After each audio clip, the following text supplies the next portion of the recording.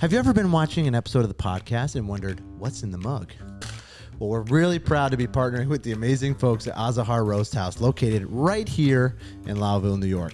Azahar Roast House is a family and community-focused coffee roaster bringing you green coffee exclusively from Colombia. And get this, they always have freshly roasted coffee ready to ship directly to your door.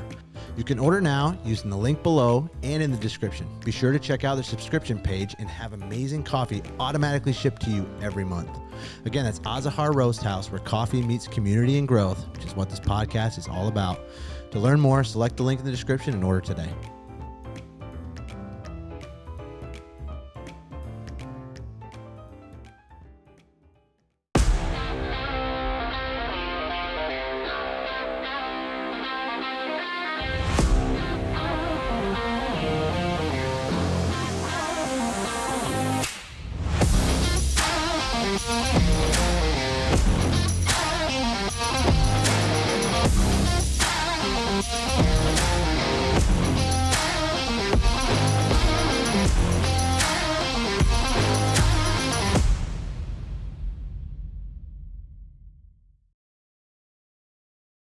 What's up, dude?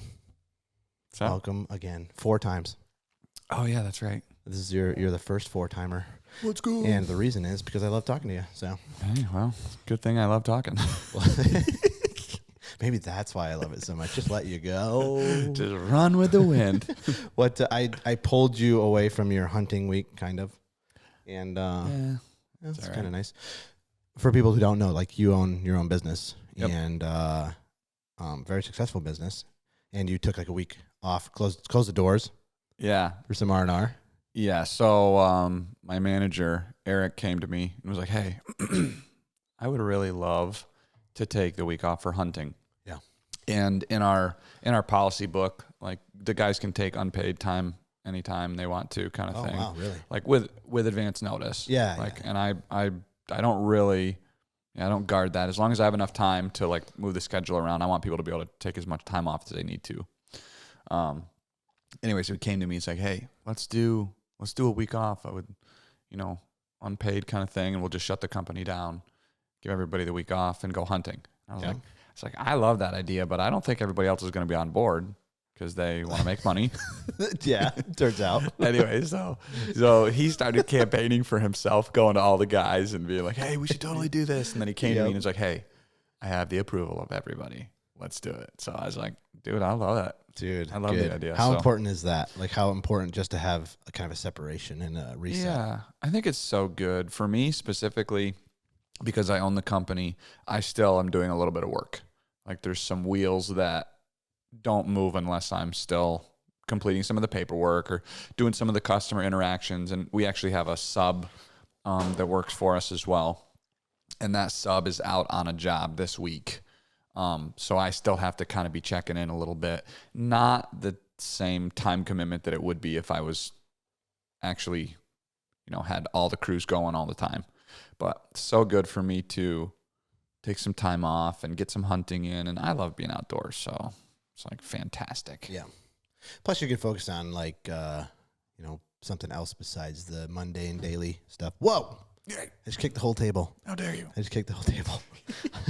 It just flashes over to Corey. He's just drenched in his drink. Ooh, sorry about that. Dumps all over. No, it's be grounded. Like, get outside. Ooh, especially. I mean, you work outside a fair bit. Yeah. You're not like an office guy who just doesn't see the light of day. No, I need to do more office work because, like, it just piles up, and then at the end of the day, I'm like, shoot, I got to go do all this stuff? No. I know. Just do it outside. Do it under a big tree. I could. It's getting cold now, though. Yeah. Like, even in, like, my office is set in our shop. Windy and paper doesn't really go together. Our office is set in our shop right now, and it's getting cold. It's like down below 30 degrees now, which is super cold. At nighttime. Yeah. Well, and some days it's getting cold. I'm having to take stuff inside the house with my computer, and, like, last night I had coffee too late. And so I was like, I've got like 3-4 hours of paperwork that I need to do anyways. So last night I was like, I'm going to skip the morning hunt. I'm going to get some paperwork done tonight. And then when I get up, I'll just have a slow morning, do God time, and yeah. Then get asked to go on a podcast like last minute. Just It just worked out, bro. I mean, we were kind of texting back and forth about like when I was going to come. And I was like, dude, I don't have another time. And so that's why this morning I was like, maybe it would work to do it right now. Yeah. I had a slow morning too. Our oldest, our 3.5-year-old's having trouble sleeping all the way through the night, waking up a lot. So like, I think it's an attachment, just one of those attachment phases where she's kind of up and then wants to, see us and then have us put her back to sleep and gives her comfort. And so we're breaking through some of that stuff right now. Anyway, didn't sleep good last night. So when you texted me, I was like, oh, it's a slow morning. It's like barely out of bed. Like, let's do it. Yeah. So here we are.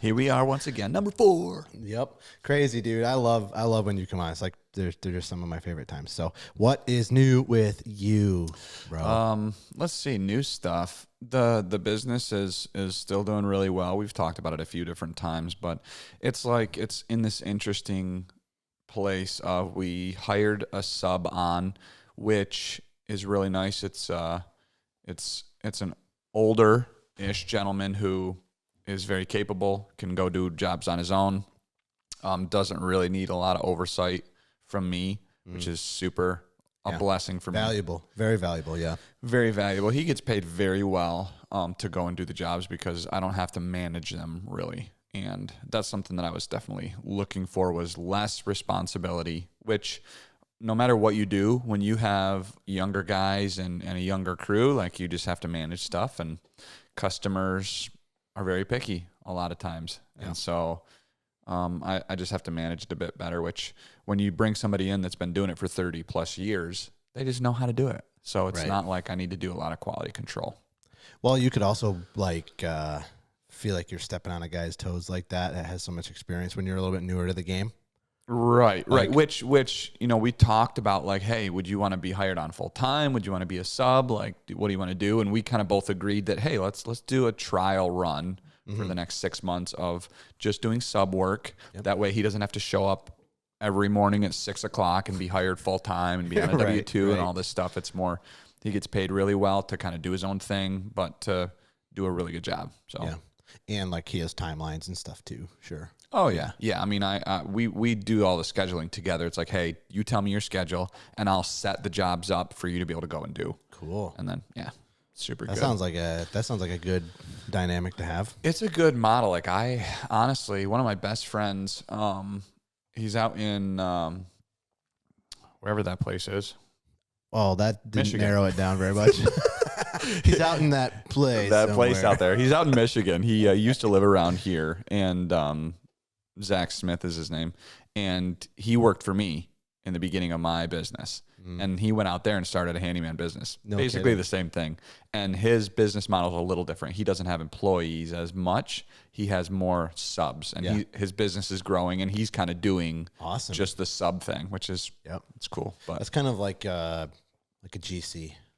Like a general contractor kind of. Yes. Like he's a manager of a bunch of sub, what did you say? Right. Like subcontractors. Yeah, subcontractors, yeah. Yeah, it's interesting because he basically supplies all the jobs and he supplies all the tools, but they just come in and they have their own schedule. They do all their own stuff. So, yeah. Okay. Anyway, cool. So the business is doing well. New is hunting season. I've got one deer this year, which is such a blessing. God is so good. My first time getting a deer with a bow, and actually being able to keep it a long time ago. I was 14 and I shot a little deer with a bow, and we ended up losing that deer and not finding it till a couple days later. Oh, so the meat was spoiled. Was no good. Bummer. And that's the only deer I ever got with a bow. Okay. And so now again, because Castle's hunting, Castle's my oldest, he's 12. And because he's hunting with a bow, I'm back into hunting with a bow. So much fun. Yeah, bow hunting's a whole different hunting. Dude, it's a whole different bear from guns. Oh, yeah. Yeah, they have to be 20 yards away from you, dude. That's real close. That's insane. Like if you think about 20 yards away as opposed to like with a gun, you can be 100 to 200 yards away. It's crazy. Right. Anyway, so I got a doe during bow season, which was super fun. So now we're in rifle now, and trying to find a buck. Yeah, always. It's the end goal. Nobody's out there not looking for a buck. Was hunting something that was like I mean, I know the answer to this, but when you were growing up, something that you could bond with your father over? Dude, I loved hunting growing up. So this is an interesting story. I started hunting when I was 5 years old. Like my dad Was like a Red Ryder BB gun? What? well, no, like legitimately, I was Yeah, 5 years old, and out of all my siblings, I was the one that always wanted to go hunting with my dad. Yeah.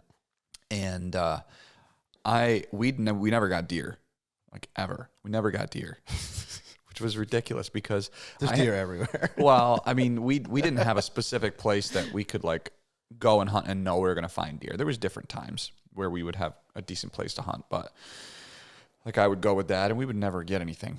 We hunted up at Grandpa's sugar bush quite a bit. Very rarely found deer out there. Anyways, so I'm 5 years old, and for, I don't know, probably 5 years, like I went with my dad every single time I was allowed to. I can distinctly remember one time that I was probably like 7 or 8 years old, and I was so sick, and my mom was like, "Sorry, you can't go hunting with your dad. Like you don't feel good." And my resolve to go hunting was so strong.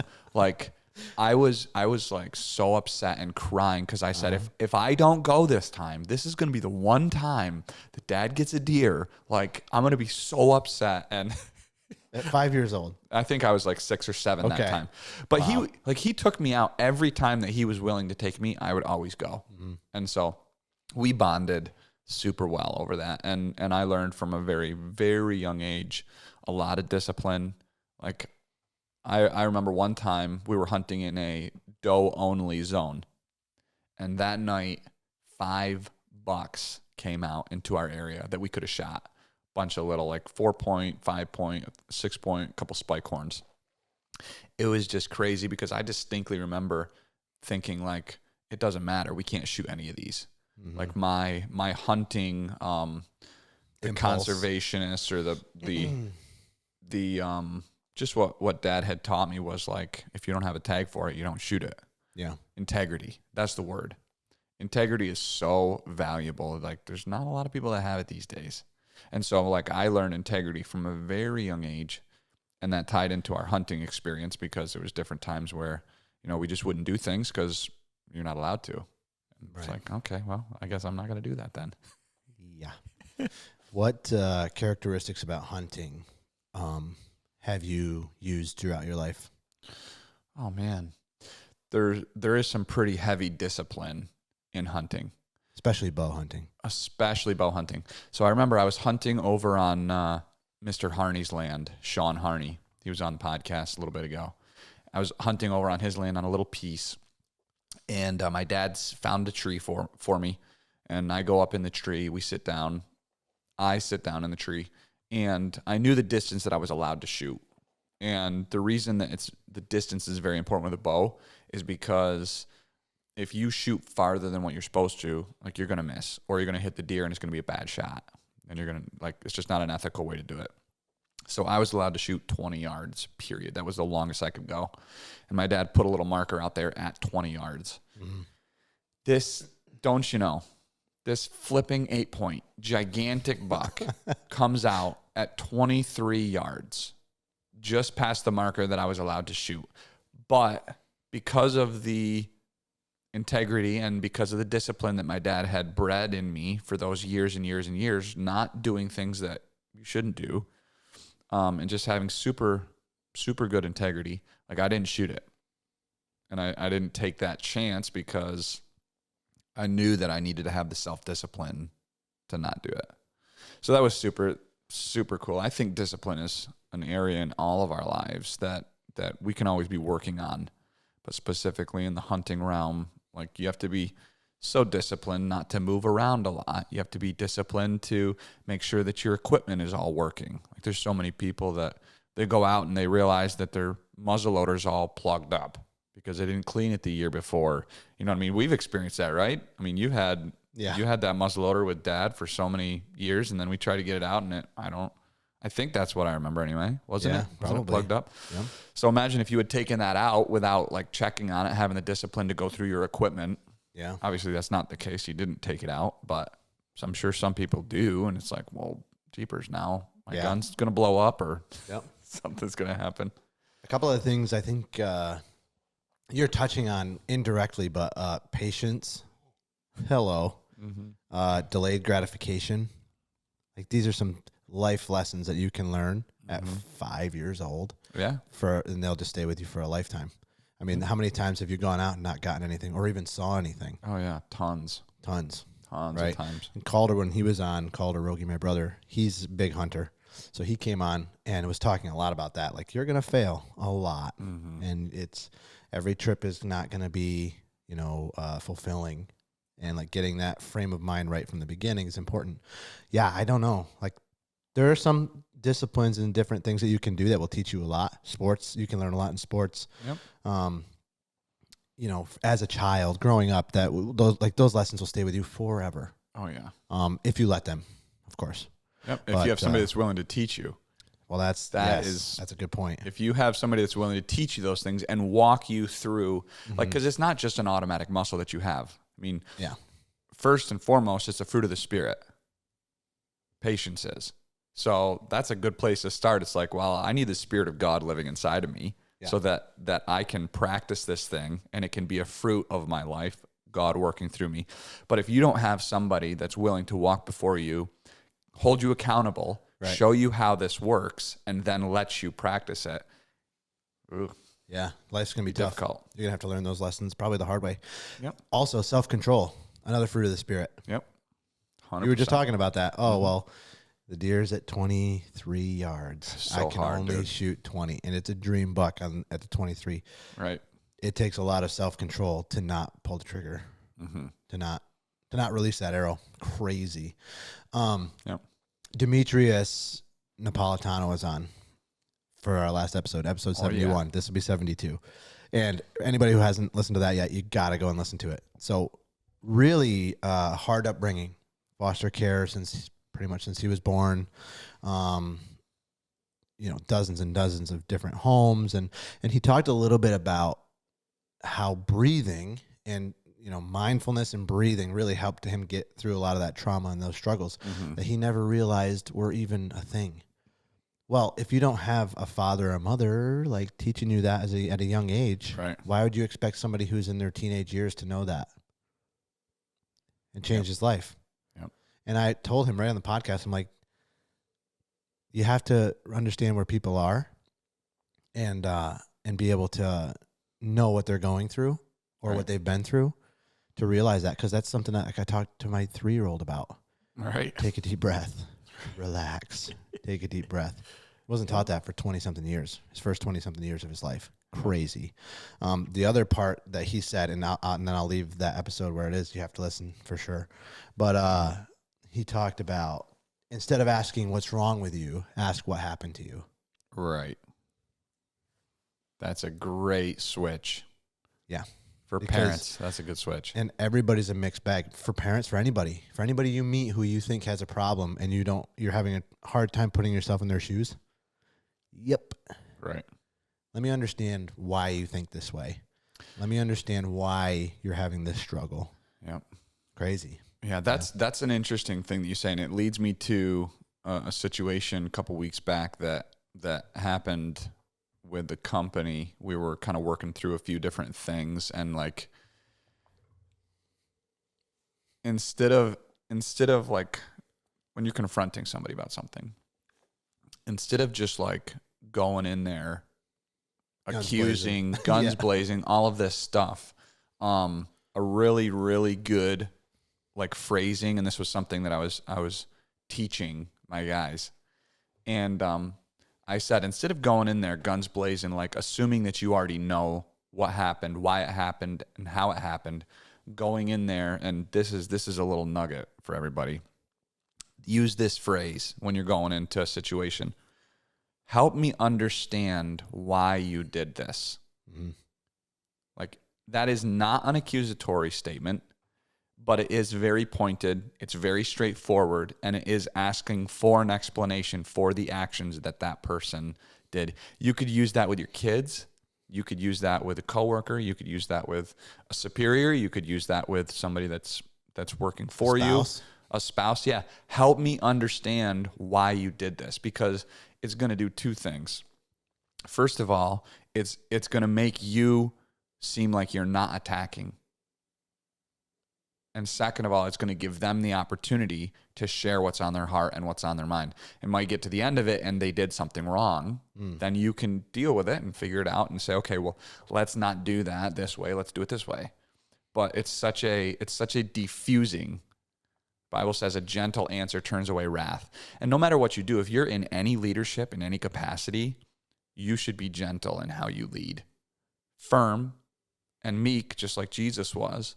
But you have to be gentle, because if you're not, people will immediately put their walls up and they'll be defensive. Right. It helps them to work through it themselves in real time and investigate, oh, why did I actually do that? Right. Right. Or what circumstances arose that made me come to that conclusion? Oh, yeah. Like, how many times is and I totally agree. Like, how many times is the reaction to an action make everything worse? And then it kind of downward spirals forever. Like, hey, walk me through what you saw in the moment that brought you to this decision. Let's work through it together. Right. Yeah. Yeah, I mean, good stuff, man. Yeah. So, leadership nugget for everybody. There you go. That is so true, too, in marriage. Like, I wish I could be better at that. Help me understand why you did this. Help me understand. Because I don't understand. Well, the truth is like when once you do that, though, like you might have come to the same conclusion. And then maybe you can figure that out for yourself. And it's not just about the phrasing for whoever you're speaking with. It's like the heart behind it. 100%. Because you can be fake and be like, oh, okay, well, walk me through how you came to that conclusion. Or like if your intention and your end goal, which it should be, is to find resolution and I guess a basis to move forward from. Restoration. Yeah. Then, okay, we can figure this out and then move on to the next thing. If your heart's not in the right place, but man, that's so hard to do. Oh, if your heart's not in the right place. What on earth made you come to that conclusion? Why did you think that was a good idea? Those are like the initial responses always. Yeah. Oh, yeah. Yeah. Did you hear that from anybody in particular? I don't remember where I picked that up. Yeah. I don't know if it was just like something that the Lord dropped into my heart or if it was something that my parents did. I wouldn't say it's probably something that my parents taught me. It was probably either in the police academy when you're talking about diffusing situations or some of that stuff, or I don't know. God he drops stuff in our spirits when it's needed. So yeah. Interesting. I'd attribute it to that. It's funny because it's like you're talking to assuming intent a little bit. Like we've talked about that ad nauseum on this podcast. Carrie Herbine, who's now a CEO, talked about that a lot, and then another leader who I really respect is my former chief in Milford. Do you know I interviewed him? No, I didn't know that. Yeah, 2 episodes ago. Dude. Yeah. I went down there. Oh, you went down there? Yeah, I went down there. Dude, set up the studio, amazing. And it was so good. And he parroted the same exact thing. He said, "Don't assume intent ever, and if you're going to, assume positive intent first, and then work your way backwards." Right. Like love believes all things. Love believes all things. Boom. You're just full of nuggets. Anyway, so other new things in my life. You're pregnant again. Not you. Oh, not me. Like whenever they say, a husband and wife are like, oh, we're pregnant. No, we're not. Yeah, no, she is. She is. I just had it's a funny phrase. Not a lot of other like crazy new things. The main thing is during this hunting season, my fitness has taken a little bit of a backseat. So I haven't been going as regularly to the gym or running. It's getting cold again. I love running when it's warm outside. Yeah. When it's freezing cold, it's very difficult to get outside. But we've done a few workouts here and there. But during hunting season, like I'm out in the woods, I'm walking around. Sure. It's not like it's not like I'm just sitting around. But that's kind of a new thing. What's that? Wait, what's that like? Because that's a pretty big part of your life. Yeah, it's interesting because there's different times when like workout routines have had to ebb and flow, I think that that's such a valuable place to be. It's not like, oh, I'm falling off the wagon and I've gained 100 pounds and I'm not working out anymore and I'm not conscious of what I eat or any of that stuff. Like, no, none of that is there. I think it's the valuable mindset of, I don't have to be religious about getting into the gym every single day, especially when there's other aspects of my life that I really enjoy, like hunting. And here's the thing. You only have so much time in the day. And my first fruits have to go to my job and my family. And so if my time then is also spent hunting a lot, mornings and evenings, before work and after work, if I was to then decide, you know what, okay, it's 6:30 tonight, it just got dark, I just came back from the woods, and I decide, oh, I need to go get my workout in, where's my family time? Mm-hmm. There is none. Now, granted, I hunt with my kids every time I go out. I think I've hunted once this year without my kids. And even the time that I got my doe, Lana was with me. Super fun. She got to witness that. It was amazing. Yeah, cool. But still, like, intentional time with my family, I think it's not something that you want to sacrifice for the gym. Yeah. So that's kind of like, I've just traded off my gym time for my hunting time, which hunting provides, which is a good thing as well. Mm-hmm. Put some meat in the freezer. That's still hard, though, to be, you're right. There's so many hours in the day, and it feels sometimes like, it almost feels like it's a burden. Like if you're on a program, oh, I have to get this workout in. Mm-hmm. Well, that's a weird psychological place to be in too. Yeah, I think making that mental switch, which we've talked about, one of the first podcasts that I did, we talked about the unhealthy place of fitness that I was at, and it was bad. It was really bad because that was like my number one thing in my mind. Like, I had to do this, I had to be shredded, I had to, attain these different physical things. And now I'm in a much healthier place where God is dictating what's on my schedule. Mm-hmm. And I'm not putting this expectation on myself that is very stressful of, I have to do this no matter what. Because if that's your mindset, you will forego time with your kids that you'll never get back. And I don't really want to do that. Yeah. When you look back at that period, is that a little bit of a regret? There's grace for that. Not really. This is it's interesting because I didn't, during that time in my life, I didn't forego time with my kids. Right. It was more of a just unhealthy place mentally for me. So I still spent a lot of time with them. I'll give you a quick little story. So we were getting to the end of a program. I was doing Chris Gethin's, I think it was his 90-day shred. Yep. And if we had the ability to put pictures up on the screen, I'd put a picture up of myself because I was absolutely shredded. I'll put one up. I was absolutely shredded. And I was getting to the end of this program, and I was so depleted, and I was so malnourished, like literally starving myself, that normally I would work out with my kids, and I loved it, and it was amazing, and we would all do it together as a family. But because my mental place was so unhealthy and my food deprivation was there, I wasn't eating enough calories, I was working out in the room with all my kids and with Hannah, and we're doing our workout. And the kids, I don't know, they did something. This was like 4 or 5 years ago now. They did something that was like, just got me so frustrated. And so I literally went in the other room because I was like, I don't know why I feel so angry right now at my kids, but it's not like a healthy anger.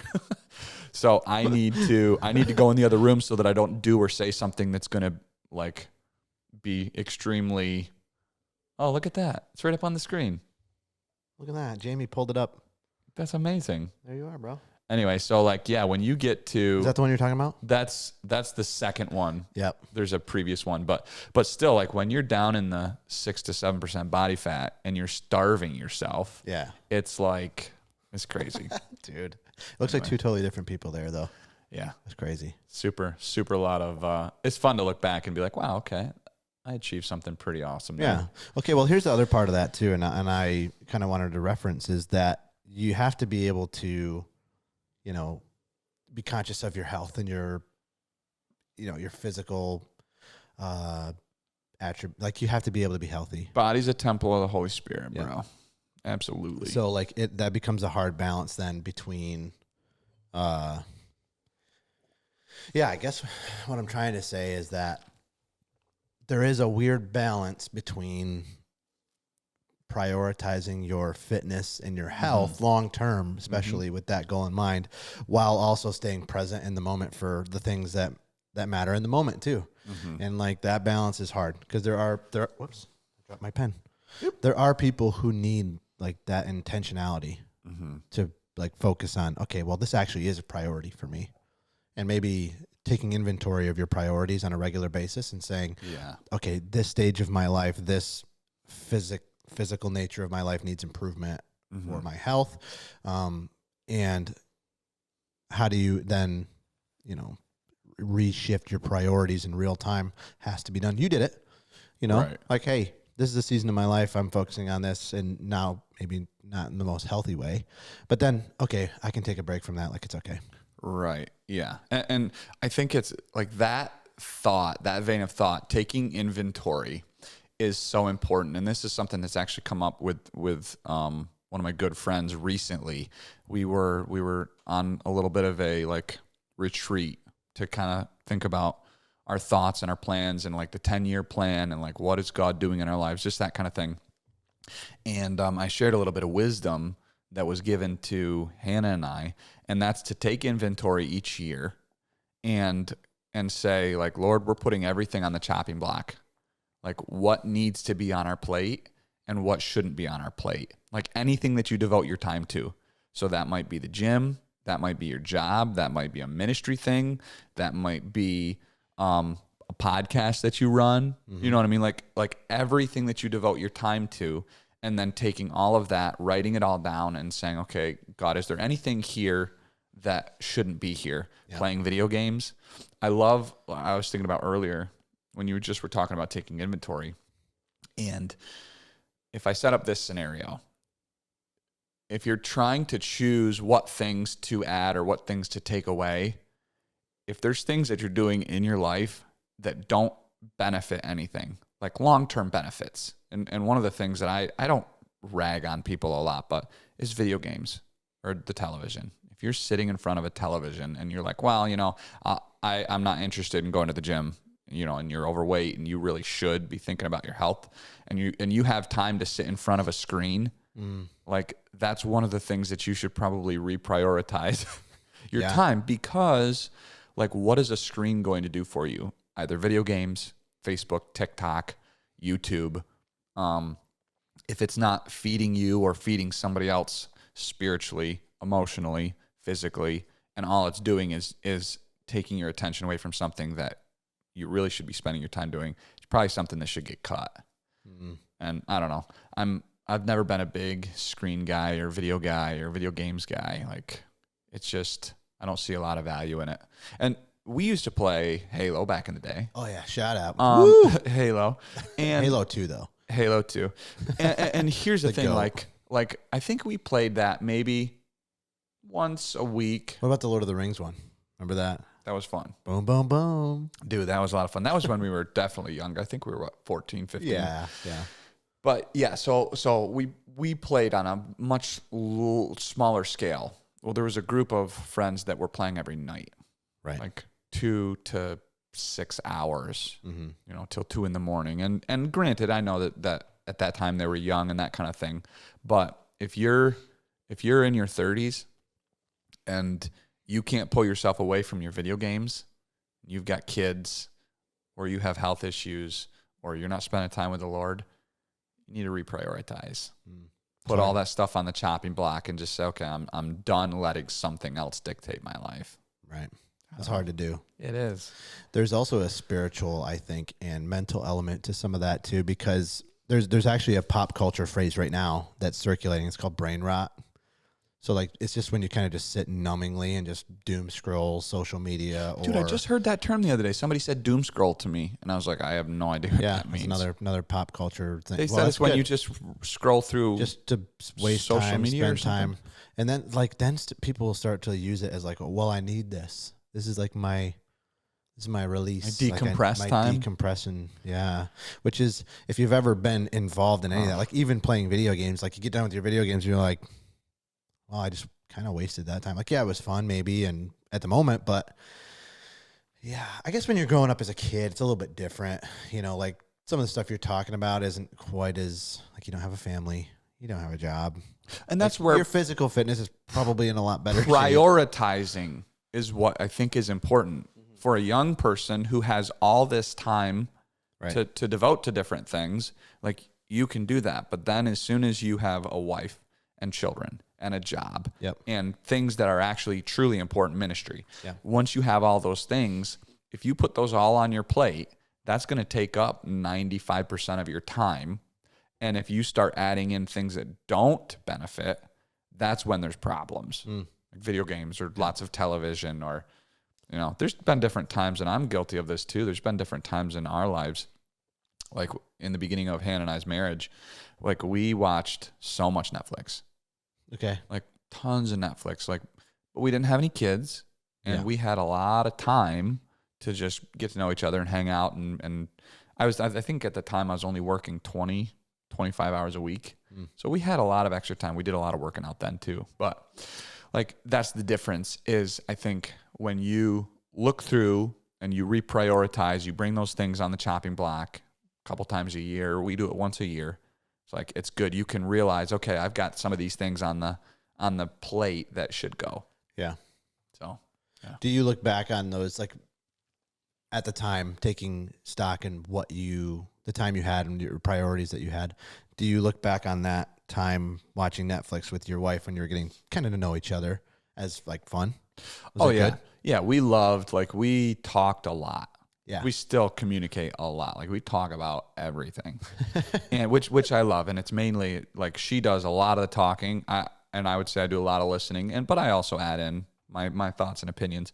But we talked about all the stuff that we watched and communicated a lot. On top of that, we were also very involved at our church ministry-wise, so there was a lot of time spent there, and we were spending time with the Lord on our own every day. So that was also something. So it wasn't like this TV time was taking up our time with the Lord, and it was taking up our fitness time, and it was taking up our time to be together. It was an added thing that we got rid of now that we have kids, and it was probably a 6-7 year period there where we didn't really watch much of anything. Yep. Because our kids are little and we're just hanging out with them. Tired, you go to bed.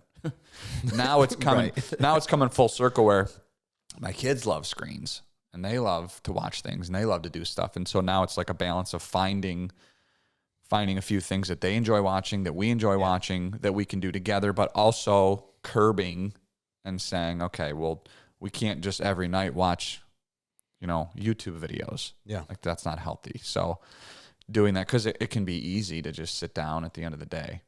But I know that my kids will be so blessed that they learn the self-control that we talked about earlier to say, you know what, we don't need to do this every night. Yeah.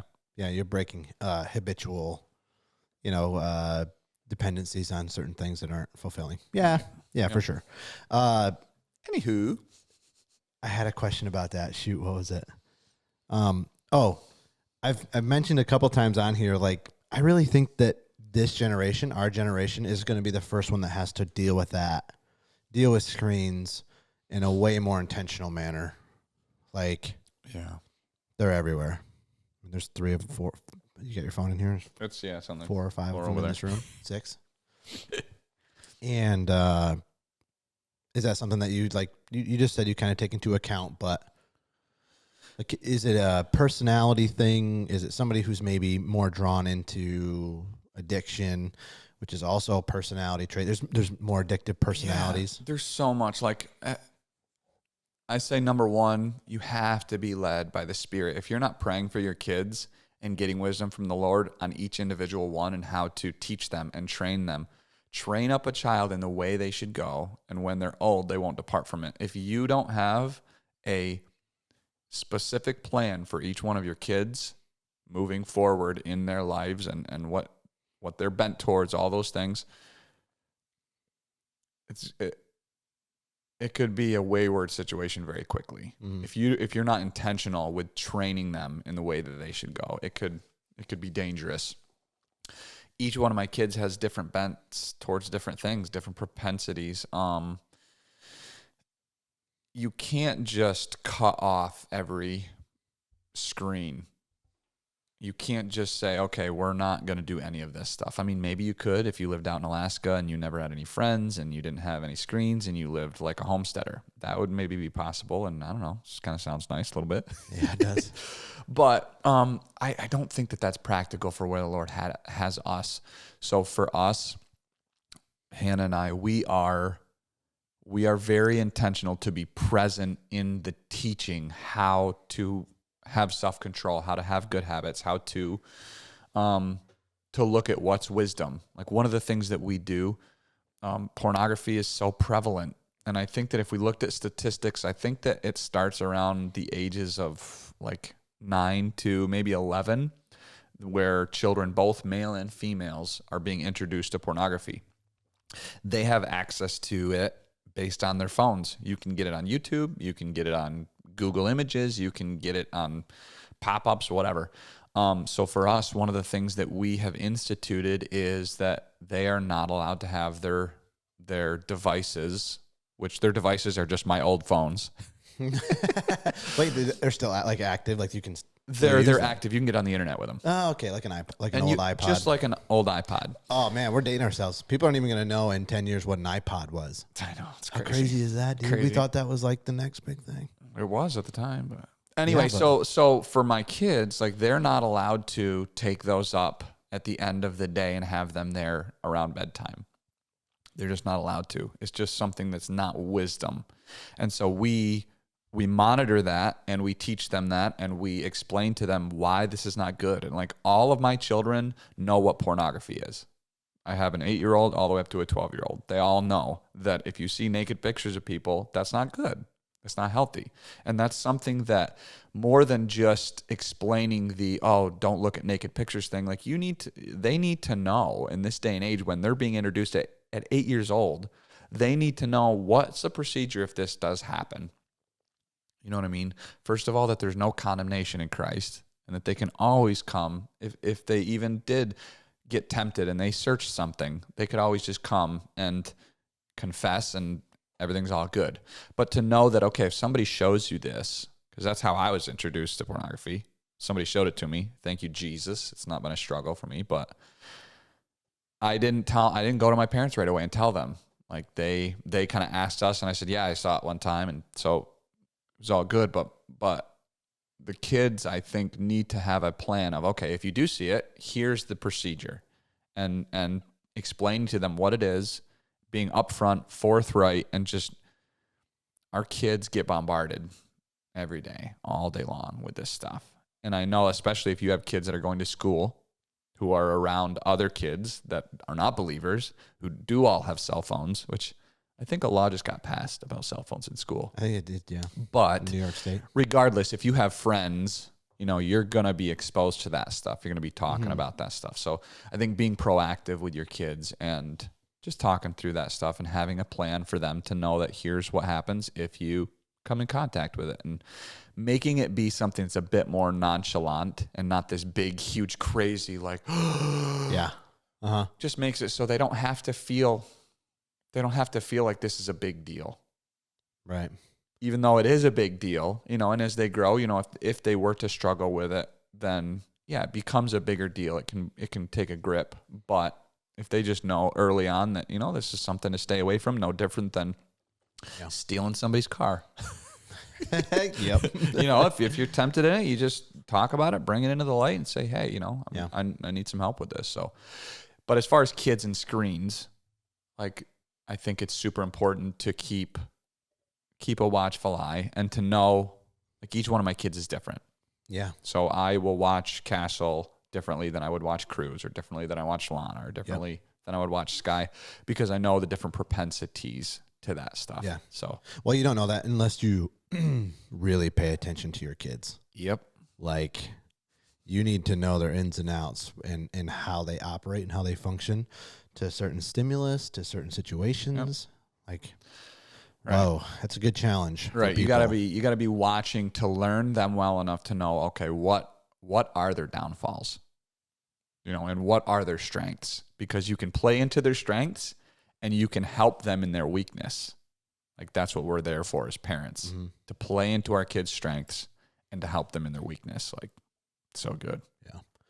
The more that I hear from fathers that come on here, the more I realize how like unbelievably important it is to shepherd your child's heart for sure, but also like pay attention, like really close. Yeah.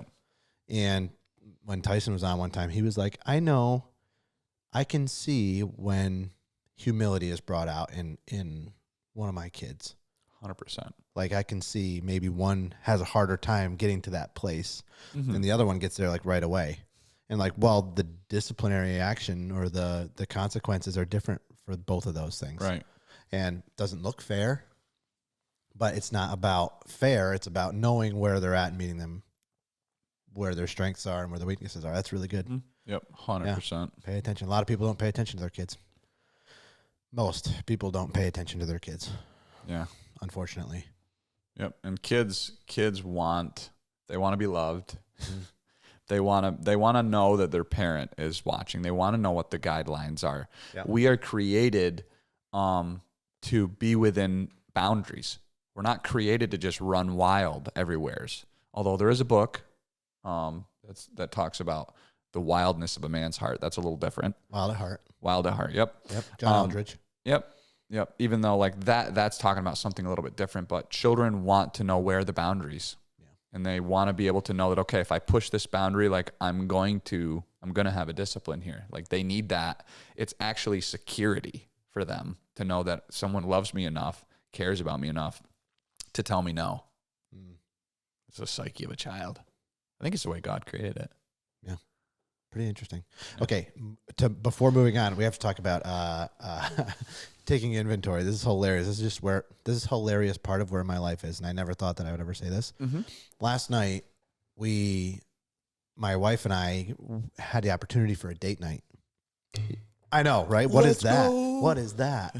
And got a babysitter and everything. That's Guess amazing. what we did?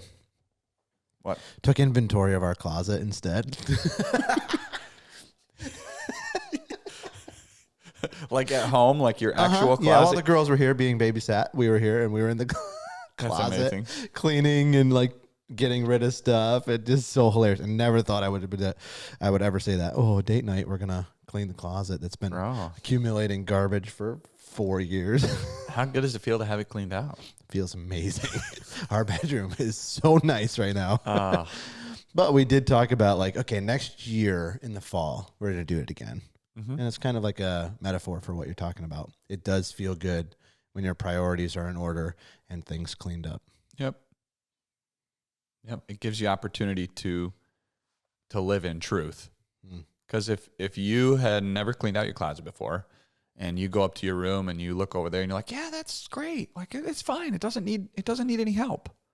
Like that would be denial, and it would be living in something that's not true, which so many of us don't want to take personal inventory. Yeah. Because there's things in there that are not good. Yeah.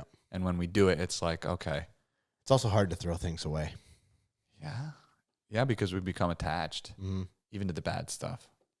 Yeah. And even sometimes for the good stuff that was good at one time, but is no longer useful. Yep, exactly. That's why the yearly inventory thing that's genius. That's genius. That's genius. Just dump something there. Okay, talk to me.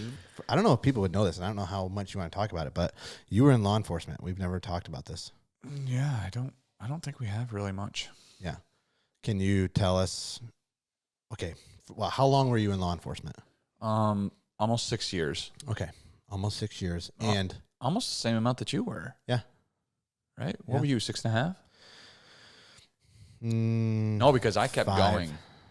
going. But I think I was like a year ahead. Yep. I don't know. Anyways, I can't believe we've never talked about it before, but what you're doing now is so vastly different. Yeah, it's than crazy. what you were doing then. What was the story for getting into law enforcement at a young age? I had always wanted to be a police officer. Always. That's something that we played as kids. Yeah. You know, cops and robbers all the time. But specifically, like, if we were playing cops and robbers, I couldn't have ever brought myself to be a robber. I always had to be a police officer. And one of the county sheriffs, Gary Jock, he lives over in Lyons Falls now. Amazing guy. He found out somehow that I think he was campaigning. Like, he was up for re-election. He was campaigning, came to the house. And of course I was like in my glory. I've got a police officer in my driveway, you know, looked up to police officers, and my parents taught us, like, never run from the police. Like, they're amazing and they'll keep you safe. Just all these things. Mm-hmm. So he came over and he figured out really quickly, you know, that I loved police officers, and that's what I wanted to do. I wanted to be a police officer. So he finished his campaign talking to my parents or whatever. He left and went to the sheriff's office. He came back with a full uniform, a full female uniform. So it was smaller, and I had a shirt, I had pants, I had a hat, I had a belt. Like, he went and got all the things that you know he could, and he gave them to me. And from that time on, like, that just solidified something in my mind of, like, this, like, I have to do this. For many, many years, because of my education level, which we haven't talked about that a lot either, but I was homeschooled, and I never felt confident with reading, with writing, and a lot of the testing that you need to be a police officer is reading and writing, like the majority of it. Right. I had the people skills, but did not have the academic stuff. Anyway, so basically went through several different jobs and just life in general, and got to the place where one of my friends, Tyler Lego, he said to me, we were talking one night, he was working for me, and we were talking one night about dreams and aspirations and those different things, and I think it came out that, like, my number one thing would be to be a police officer. I was 26 at the time. And in my mind, like, that ship had sailed. And right. Tyler, he just encouraged me and was like, dude, if you want to do that, like, you could do that. And so he actually helped tutor me a little bit. Like, that night, I remember sitting in the hotel, and I wrote my first sentence, like, legitimately, like my first essay sentence. And I think back now, it was so terrible, like, literally terrible, because I didn't know how to write. Yeah. But he helped me. And then I don't know, God gave me this confidence to try. And so from that day forward, I got a lot of help from other people. Aunt Dawn, your mom, helped me. Brielle helped me. My wife helped me, like, start learning this stuff. I got enrolled in GED classes because I never got my GED. And which I've got a video on my YouTube channel that is a memorial to a gentleman that was my GED teacher. He's passed away now from cancer, but he amazing guy, just taught me all the things that I needed to know, and was very encouraging and helped me along that journey so that I could get my GED. Anyway, so fast forward, I get my GED, and I start applying to take police tests and to these different academies. And it's crazy. We don't have enough time to explain the entire thing, but basically I got accepted into a police academy through a college program. Mind you, like, I wasn't enrolled in college or any of that stuff at the time. I'd done some classes at JCC, but the program was only for college students who are in their fourth year of their bachelor's degree in criminal justice. Wow. So, like, there was like 5 strikes against me. Like, there's no way that I'm getting in. Right. But, like, I applied to the school and somehow got accepted. Like, this crazy. Not only did I get accepted, but I got government assistance to pay for my schooling, my tuition, which at the time, I have 4 little kids. I'm not working a job. Like, how am I going to go through school? I got assistance for the whole thing. Crazy. So God just, like, opened up all of these doors. And the guy that was running the police academy, he, Director Duquette, amazing guy, just was able to make and put connections together so that I could even live up in Potsdam. It was crazy. Mm-hmm. So get all the way through that. And I was top of my class. I was the president of the class. I got the best scores out of everybody. All of these other college students who have been going to college for 4 years, who graduated high school. Like, I just had this insane work ethic. And like, I memorized all the questions. Like they went throughout that 6 months giving us the answers to the questions of the test, but teaching us throughout the process. I memorized like 150 of these different like answers for all of these test questions, and some of them were super difficult. Like, you had to be word for word. You know what I mean? If you're answering a question in sentence form, it has to be word for word for you to get all the credit. And so I got 100%, and there was an extra 5% on a couple other test questions. So just the testament to God's grace of allowing me to work hard and giving me the drive to do that. So get through the police academy. I'm the first one that gets hired out of the academy. I hadn't even finished the academy yet, and I got hired onto a police department. Anyway, so then start doing my police work, and loved every minute of it. I would probably still do it for free. That's how much I had in my heart to be a police officer. And it was amazing. It was great. It definitely fulfilled the desires that God had put in me at a young age. Did that for just under 6 years.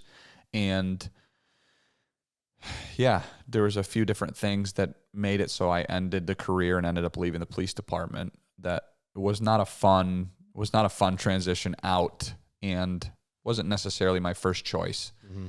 God sustained me through all of that though, and walked me through that. And I've definitely looked back and been like, man, there's definitely things about the police work that I wish I could go back to. Mm-hmm. But ultimately, Exodus 12:12 says God will fight for me and I can hold my peace. And at the end of the police career, it was a battle. It was absolutely a fight. And God gave me that scripture basically at the end and allowed me to say, you know what? It's time for me to leave. This is not a battle for me to fight anymore. And gave me that scripture as I was praying and thinking and contemplating. And he just dropped that scripture in my heart. And I knew when I got that scripture, it's like, okay, I could lay this down. I don't need to fight for this anymore. So yeah, but I love police work, dude. Take me back. First of all, take me back to that discussion in your living room with your wife. Like, hey, this is a dream I have. I have this opportunity to go fulfill that dream, but I won't be able to work. Like, I'll be away. Mm-hmm. I'm going to have to be studying and at the police academy probably all week, right? Yeah, I was there all week. Okay. And then you could come home on the weekends. Yeah, but it was throughout the winter, and we were 2.5 hours away. So wintertime, driving. And so what was that conversation like? I have the most amazing wife in the entire world. It's crazy. There was never, like, she encouraged me from the time that we got married, which we got married when I was 21 on my 21st birthday. She knew that it was a desire of my heart. We had talked about it before. And she was absolutely my biggest fan in every way and encouraged me to go and do what was in my heart. And every time we would talk about it, she would say, why don't you just go do it? Like, why don't you try and do it? And my rebuttal would always be like, I can't read. I can't write. Like, there's no way that I could do this. Like, this ship has sailed kind of thing. And she just, always encouraged me to follow my heart in that and believe that was something that God put there. And so she very much was supportive. So when the conversation came down to, like, I'm going to be leaving and going to the academy, there was never even a question of whether it should or shouldn't happen or how things were going to work out. Now, God very much has blessed me with a financial mind. So we saved up enough to support our family throughout the entire 6 months. Like I wasn't working. I wasn't making any money. Tuition was paid, which was really nice. Mm-hmm. Right. But like that $25,000 that it took to live, like all of that money was already saved up. So fortunately for us, God was very gracious and was able to have us have money set aside for that. So it wasn't a financial burden. But yeah, that conversation was like, yeah, of course you're going to the police academy. Like you have to. Amazing how a little bit of encouragement goes so far. Yep, it does, man. Like shout out to Tyler Lego. Oh yeah, dude. Like I'm so thankful for him. Just to be able to pull that out of you and kind of light that spark again. Mm-hmm. Pretty significant. Yeah, it's crazy. I still remember sitting there and in my heart like this. I'm not prone to anxiety. I'm a pretty confident person when it comes to 99.9% of life. Mm-hmm. The only place that I wasn't confident was in my academics. And like Tyler just sitting there just saying like, you're not incapable. And just basically speaking the truth of God over me, like shedding light on my situation, speaking that truth is what pushed me then into that. It's like, okay, I don't believe it, but because he was calling that out and he was speaking the truth, it's like, okay, I'm going to choose to believe what you say is true, even though I'm having a hard time believing it, which is crazy now because yeah, I did the job and I loved it and I was very capable and I learned what I needed to learn. It's never too late. If God has something in your heart and you're feeling that burning, it's like, man, this is what I want to do. Like whether you're 50 years old and feel like you were called to be a doctor, or whether you're 21 years old and feel like you're called to be a police officer but don't know how to make it happen. Like put it in God's hands and allow him to open the doors that need to be opened. If it's his will, it'll happen. It's amazing to see like the other side of that, because while the job wasn't maybe as long as you would have liked at the time, and you kind of came out of it, the lessons that you would have learned, the personal development, especially in areas of reading and writing, like, oh man, this is not a job where you can just skate by and not get good at that. Like, no. You ever written like a 2,000-page report that has to be exactly perfect because some lawyer's going to scrutinize it and all of the stuff has to be in perfect order and you can't leave anything out and it has to be accurate, and like that is not just like learning how to read and write. That's high level writing, right? And high stress writing too. Like it has real world impact, right? And having a memory where you can recount for the different things that happened. Having body cam footage was definitely nice. We have body cams, which that's super handy, but still there's a lot that body cams don't pick up. So you have to be able to put yourself back in that situation, right, and remember all those other details that you can't see on the screen. Yeah. So, and then just to see how that then kind of furthered your development into running your own business. Like, oh, absolutely. Is this something that you thought that put yourself in 26-year-old Corwin for a second, like running your own company with employees and starting something from scratch, especially, right, takes a lot of business know-how. It takes a lot of learning. It takes an analytical mind. It takes business administrative mind. Mm-hmm. Yeah, I think a lot of the things that are required, I think it's 50-50. I think 50% of the things that are required, you can learn. And I think 50% of the things you're either born with or you're not. For somebody that is starting a business or running a business, I think the main thing is if it's in your heart and you're feeling called to do it, then do it and you'll figure it out. Because your desire to learn is what impacts your growth. So my desire to learn the things that I needed to learn to be a police officer impacted my growth, and that's what pushed me towards learning what I needed to learn. And now with my own business, I have a lot of business minds around me. So a lot of people I can lean on, a lot of people I can ask questions to, but I was born with leadership qualities, and the ability to run a business.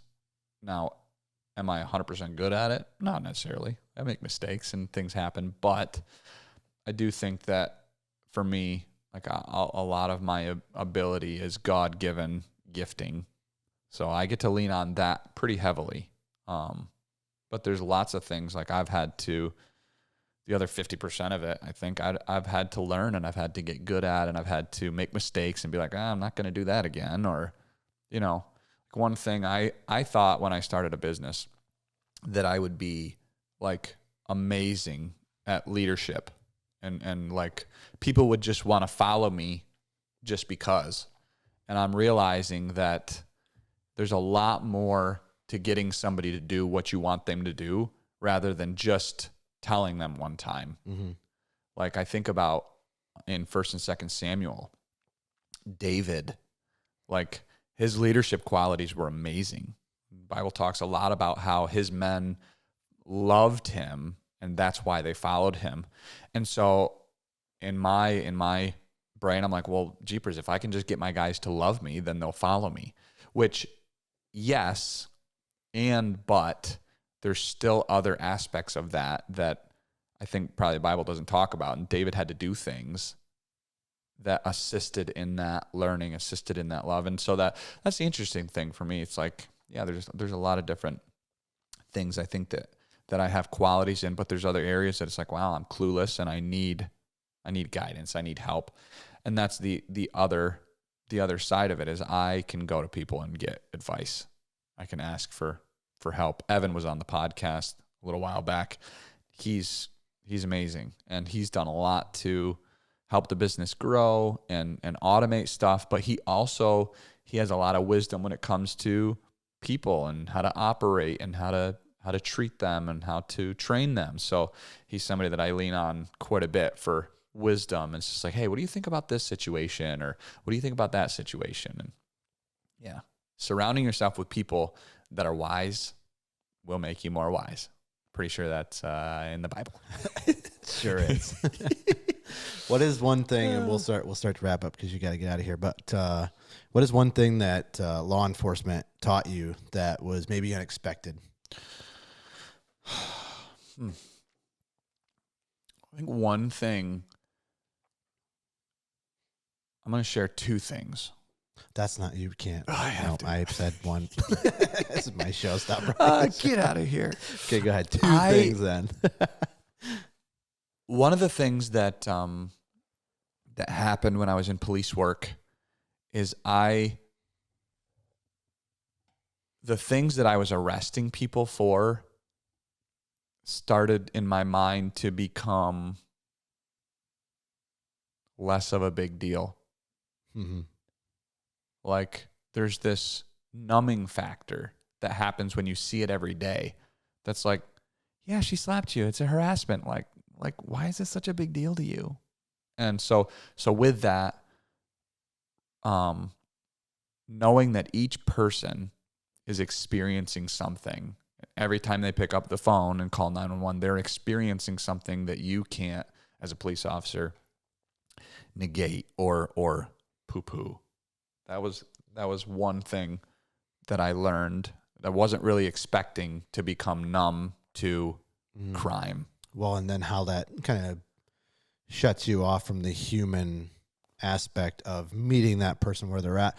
Like it could be the first time they're ever calling or dealing with this. Right, exactly. Right? But to you who sees it every day, it can be very easy to isolate yourself and be like, well, what's the big deal? Right. I don't understand why somebody stole this from you. What's the problem? Right. This happens every day. You're nothing special. Right. Meet them at that level. Also realizing that things impact people differently. Like, yeah.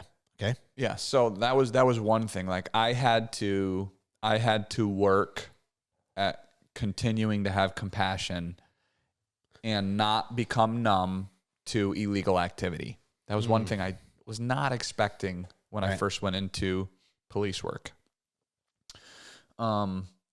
The other thing that I was not expecting was to be so hated. I was not expecting people to hate me to the point where they wanted me to die. And I would say that didn't throw me even for as much of an emotional loop as the previous, what I just said, which was becoming numb to illegal activity. But it just wasn't something I gave a lot of thought to. I didn't realize that there was so much hatred in people's hearts for law enforcement. And so, yeah, definitely something I was like, that's weird. Well, you have to remember too, like you were in law enforcement during the time of the pandemic and then during the time of the George Floyd uprising. So like I would say as far as animosity towards police, that's right up there with maybe some of the highest tension points in American history. Yeah. So I think from your perspective, like you grew up and law enforcement was the savior for you. Like they were the ones that came in when everything was bad. Right. They're the ones that came in and fixed things and saved people and helped people. And it's not everybody's experience. Right. Right. Well, that's the blessing of coming from a more rural area where the good old Barney Fifes and the good old Andys are more of what I'm experiencing and what I've seen as opposed to the people who are in the city, which okay, so I was in Rome, the city of Rome, and the amount of numbness that I had to fight and the amount of calls that I went to pale in comparison to the numbness that a police officer in Chicago has to fight. Mm-hmm. Or somebody that's in New York City or somebody that's in Los Angeles. Like, so I can imagine how those police officers, if they don't have Jesus, could get to that place of absolutely not caring and then making a decision that is going to really impact somebody's life for the negative, or making a split-second decision that's not good. Right. So the episode with my former boss, my chief, we talked a lot about this, about how, law enforcement is such a difficult job, and it's a mixed bag of meeting people where they're at, sorting out the facts, making the best decision you can make, often on split-second decisions. So hard. That is so misunderstood by anybody. You kind of touched on the difference between rural and city law enforcement. Well, you got a little piece of both. Like you worked in small town policing and also in a little bit bigger cities. Run and gun, call to call. Sure. Yep. And I think it's probably the most misunderstood profession that I know of. And we talked about this on that podcast too. The ability to walk in law enforcement shoes is hard if you're not in it. Right. Adversely, I think law enforcement officers, when they get into a place where they start to feel like, hey, how would have I felt in this situation if this officer came to me and treated me this way? And what would have I needed from them at that time is such a valuable thing. But like those big cities, I just don't know how you can have that human connection all the time. It's not possible. You got 30 calls that are waiting for you that are more important than the one that you're on. Yeah. Crazy. Yeah, it's a huge, huge problem. I think the biggest point to that is, and you got to listen to his episode because he did talk about like he didn't have a good experience as a kid, and a lot of his motivation was being the better version of that for somebody else. Yeah. And yeah. How long were you there? In Rome? No, just like in law enforcement altogether. About 6 years. Okay. Yep. Okay. Yeah. Yep. Big change. I went to the academy 2017. Okay. And I got done in 2023. Okay. Yep. Yeah, because you would have been going into the academy when I was coming out. Yeah. Dude, we haven't ever talked about that story on here. I think I did in one of my Did you? episodes. Going down there together. Dude, that was so They crazy. should have hired us together. Oh, they don't know what they missed. I can get you a job there if you want. No, that's okay. I'm thankful for what I'm doing. There's parts of me that are like, yeah, I still have a heart towards law enforcement and doing that. And I really enjoyed it. I loved it. It was great. But there was definitely towards the end, there was some nights where I was like, Lord, if this isn't where you have me, like move me on. Yeah. And I wasn't, it took a few pretty nasty situations to push me out of that. And so I don't know. I kind of say, Lord, I prayed that you would make it happen because I couldn't quit just on my own, just like cold turkey kind of thing. Like if everything was going amazing, everything was good, I don't think I would have been able to quit because it's just something that was in my heart for so long. Even though there was aspects of it that I wasn't liking, like the working nights and being away from the kids for that time. Like working nights is no joke. No. Anybody that's on nights right now, like I feel for you. I'm sorry. Most of my career was on nights. And so that's why like that was a big portion of why like it was becoming difficult for me, the sleep schedule. And some people do it for 20 years. Oh yeah. I know those people. I don't know how you can do it with intentionality with your kids. Like I would wake up and like it was in the afternoon, I would have to go to work and then I wouldn't see my kids. And then I'd come in the morning and I'd need to go to sleep so that I can affect a job properly.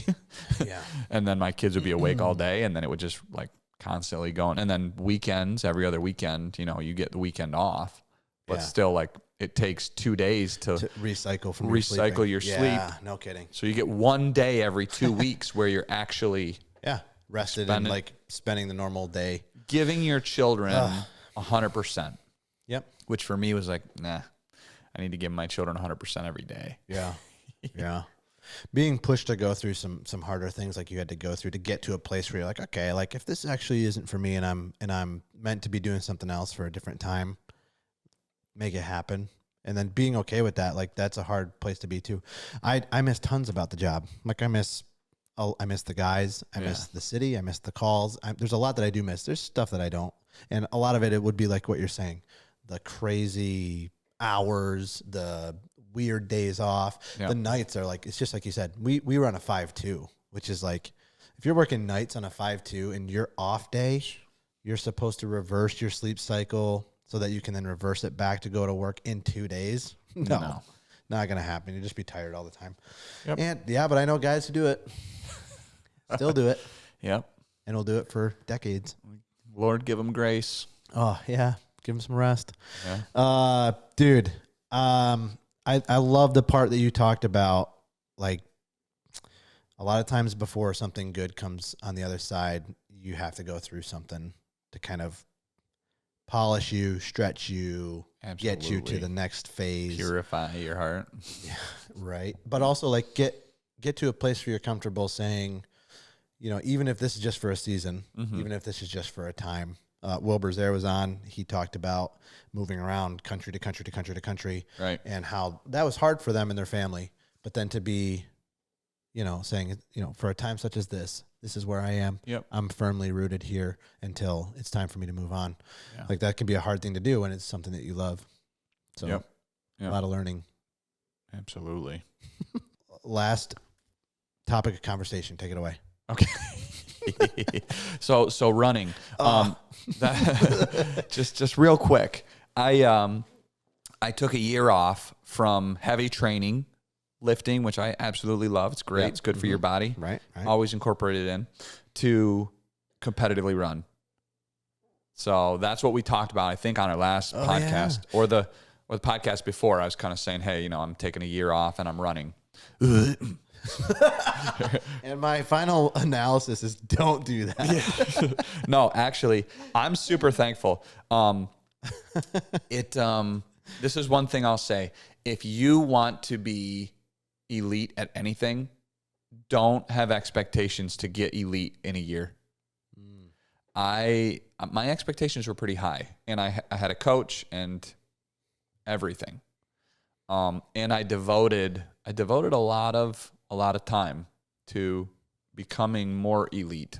Not elite as in like I'm going to go run for USA, Team USA in the Olympics or something, but elite to where, I'm running with the top people in my area.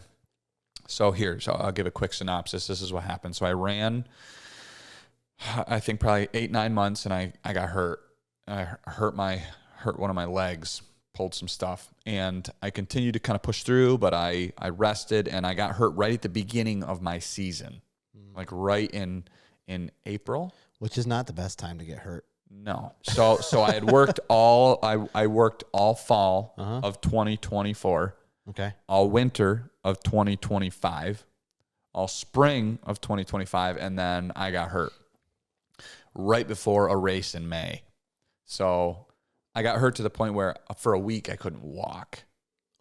Yeah. We went on vacation to North Carolina, and I couldn't walk for a week. It was terrible. That's how bad it was. I ran a quick 7 miles, and during that 7-mile run, I was going downhill, and something happened. I don't even know what, but I talked to my coach about it, and he's like, all right, well, I'll take some rest, and we'll see if we can get you good enough for your race kind of thing. So I rested, ran a few times the following week, and then I ran my race.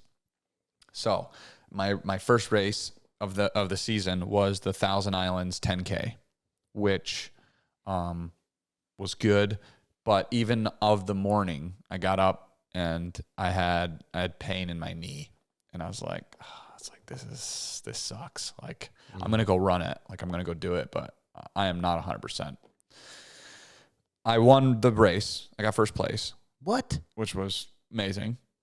So I definitely achieved my goal of like, okay, there's nobody else that beat me. So I would say, as far as around here and running that race, I was the top. I was the elite.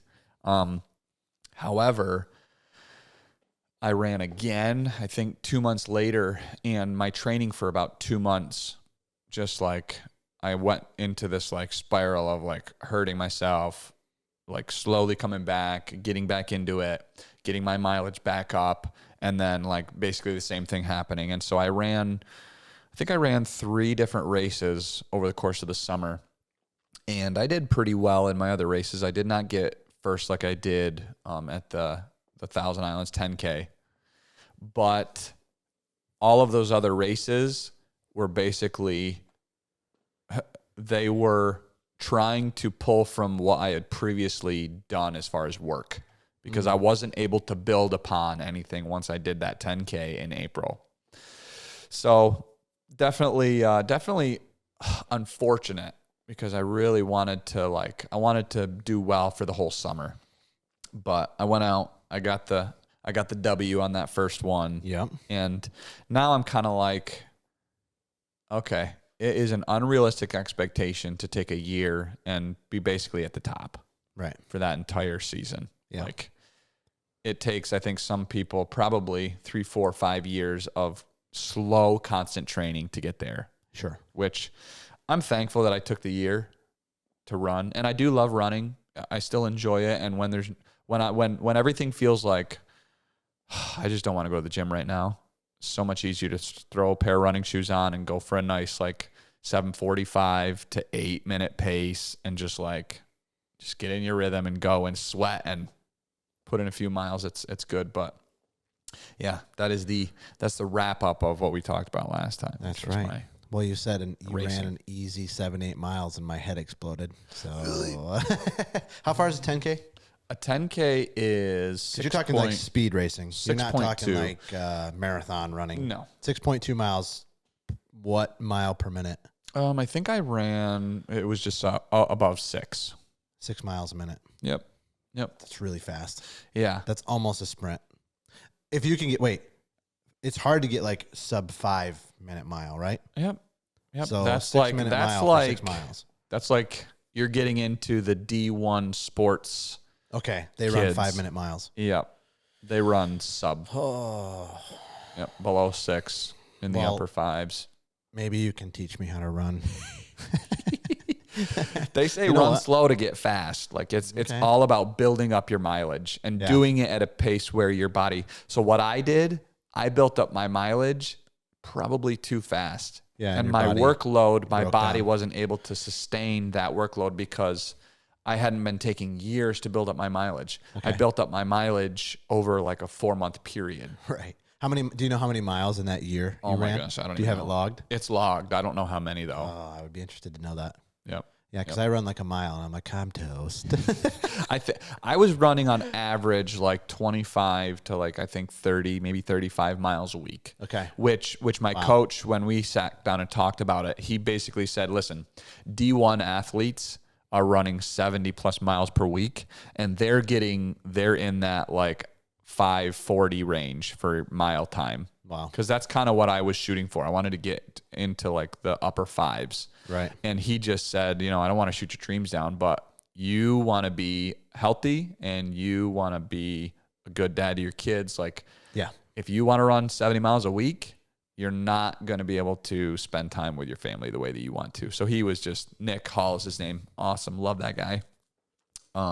He just was super encouraging, just saying your priorities need to be in the right places. He said, you're 35. Like, you're not going to go and start doing this for a living. Right. Basically. So do your best and make it fun, not just grueling work. Because 70 miles a week what would your pace be for training? More like 7-8 mile minutes? Yep. 7:30s were like minutes a mile. Yeah. 7:30s to 7:40s were like my normal runs. My long runs were in the 8s, and then my quick runs were in the 6s. Okay. So you're talking about like 10 hours training a week. Yeah. Running. So like that's like wake up in the morning at 5 and get 2 hours running in before the day starts. Right. 5 days a week. Yeah. Yeah. So do you have any ambitions to do like longer running stuff, like more endurance ultra stuff? I love hiking. Okay. That's something that I think we've talked about a few times. Yep. And so long endurance hikes. I think the longest hike that we've done was 19 miles. Okay. And it was 5,000 or 6,000 feet of vertical gain. What mountain is that? We did a range of mountains. Oh, okay. And it was several up in the Adirondacks. But that is like that's like a 24-hour, like you're hiking. I mean, our drive out there would be included in some of that stuff, but right. I think it took us maybe like 12, 14 hours, something like hiking. that, which I love. Okay. Like, so I would absolutely be into endurance sports. When I ran the 26.2 miles with Zeke and I just randomly for fun. You guys are crazy. Yeah. Like, so yeah, you want to go run a marathon this morning? Okay. We decided road racing too. Yeah. We decided not to do one of the high peaks and just go out and do that. I think it took us like 5 hours, whatever it was. Yeah. So I would, if somebody was like, hey, you want to sign up for this thing with me and we'll train together, I'm all about doing stuff with other people. So we had Greg Panowitz on, and he's an ultra marathon runner. He's on the podcast. Awesome. So he's done like 50 milers, 100 milers. Woo. He did Leadville. Wow. Sub 24. That's crazy. Yeah. Unbelievable. And while I was talking to him, I had the thought of, who this would be like perfect for?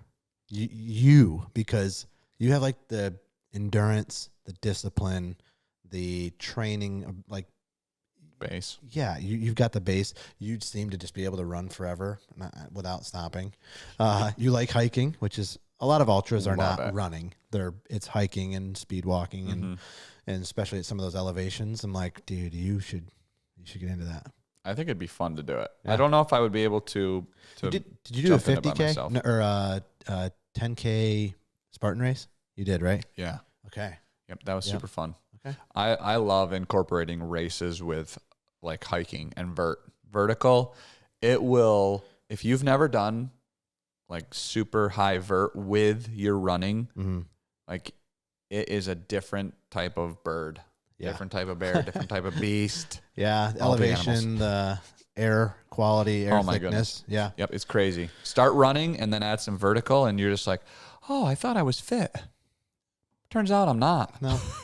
Because your heart rate, if your heart rate's not used to working at that capacity, get it in the 170s and then be like, okay, now I'm going to try and go up a hill. Right. Like it just doesn't work. And then you do that at elevations like in the several thousands, like air's low. Your body doesn't know quite how to process that unless you train in it, and like Colorado and some of these places. Ooh. Unbelievable. Well, maybe that's your next thing. Maybe. We'll see. I'll invite you. What's that? I'll invite you. Yeah. Okay. We can start with like a 1K. What's that? 1K ultra. Anyway, dude, awesome. So much fun to have you on. This is we said it's 4, but I think it's going to be a series of about 400 episodes. So I love it. Sounds good. Thanks for coming on, dude. Thanks for having me. So much fun to be here. And like when you're sharing wisdom, it reminds you yourself of like, oh, that's right. I need to keep putting stuff on the chopping block, using the Holy Spirit and being a good dad to my kids, all that stuff. So it's a good reminder for just myself, but it's always fun to be together. And that's the big thing too, is like just share, parcel out some time to sit down, take a minute and have some meaningful conversation with somebody you love. Like that's so hard to do in a busy life. We own businesses and have families, and we live like 2 miles away and we don't ever see each other. Crazy, bro. It's nuts. Got to make it happen. Yeah. Thanks for putting the time in and coming to see us, especially on short notice. That was fun. Love it. We'll do it again. Awesome. Yeah. Sounds good. All right, everybody. That's it for us. See you next time. Peace.